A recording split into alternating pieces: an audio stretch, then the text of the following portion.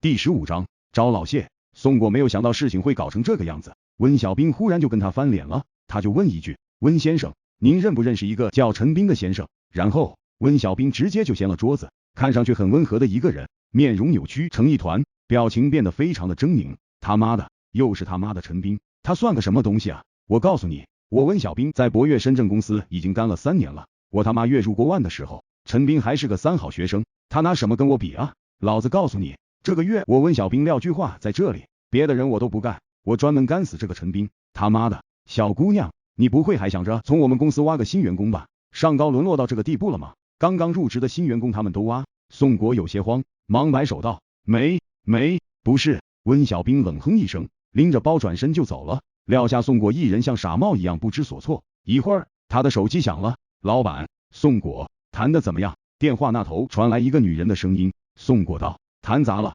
老板，博越的人太牛了，他们怎么这么嚣张？宋国啊，人家是目前互联网营销公司中的老大，号称是互联网营销的黄埔军校，现在只要是从博越出来的人，就不愁没人要。像温小兵这样的深圳公司精英，只要能挖到客户，一个人给我们1万的中介费，这个价格快抵得上人家上市公司给中层骨干开的中介费了。知道了，老板，我会努力的。宋果挂断电话，整个人都瘫了，内心五味杂陈。他还是不相信一些事情，所以他决定好好探一探博越的底细，而我对这一切都一无所知。下班之后，我直奔1楼的首饰店。我进博越之前，苏雪娇给我买了1000多块钱的衣服，现在手头活跃了，这钱我得给人家还掉，但是直接还钱显得太生硬，毕竟2个人现在的关系挺微妙，所以我想来想去，觉得还是给他买个价格差不多的礼物。哎，陈斌，我从金店出来，迎头碰到了丁姿。丁小姐，你买什么？怎么还藏着掖着？我嘿嘿笑了笑，把袋子拿出来，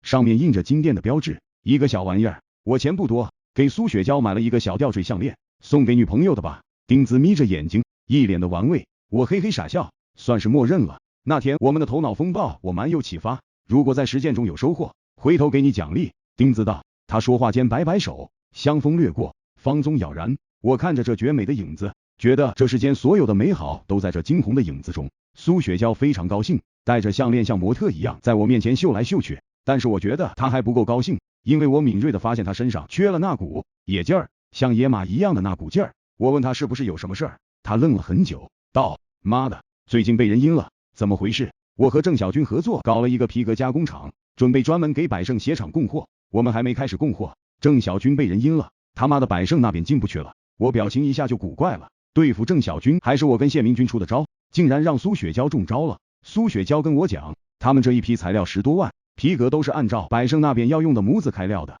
现在百盛不要货了，他就砸手上了。关键还有一点，他和郑小军之间的合作，郑小军负责关系，他则负责资金，这10多万都是苏雪娇的钱呢。04年那会儿，一下损失10多万，难怪苏雪娇也不起来了。你去找郑小军啊，他承诺搞关系的，现在搞砸了，他要负责啊。我道。苏雪娇嘿一下，道：刀柄我在他手中，现在我去找他，除了把关系搞破裂，还能有什么好处？肯定是拿不回钱的。我深深的看了一眼苏雪娇，第一次觉得这个女人不简单。我点了一根烟，抽了一半道：苏雪娇，这事儿我可能能帮你。苏雪娇眼睛一下亮了，盯着我道：陈斌，你如果能帮我，这钱回来了我分你1半。我愣了一下，很吃惊苏雪娇的魄力，10多万直接就开1半的口子，这股子果决和狠辣让人吃惊。我沉吟了一下，这样吧，我要解决肯定是要让这个生意继续运转。对了，你没有见过谢明军吧？苏雪娇摇摇头，道：我能见吗？我和郑小军的生意说白了就是搞百盛的钱，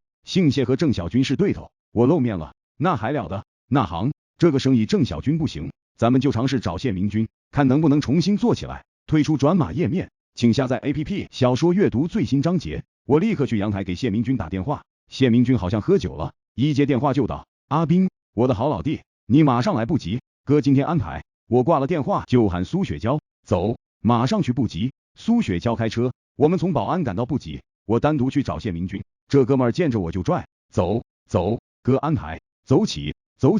我看这架势就是又是要搞鱼缸游戏 X 式服务，上一次和他去了一次，特难受，血气方刚的热血青年，偏偏有点洁癖，下不了家伙，别提多难受。我说谢哥，今天我想跟你说点事儿。谢明军大手一摆，天大事儿先嗨，老弟，亏你给我出主意，帮了个大忙了，今天不还好，算我这个大哥白当了。没办法，老谢好的就这口。进去之后，他直接选了2个，而且还给我指了一个1.7米的高尬，前面的本钱也足得很，号称是花魁。结果进去这女的就来一句，哥，反正300个回合，你爱咋玩我配合。谢总交代了，1个晚上我就是你的了。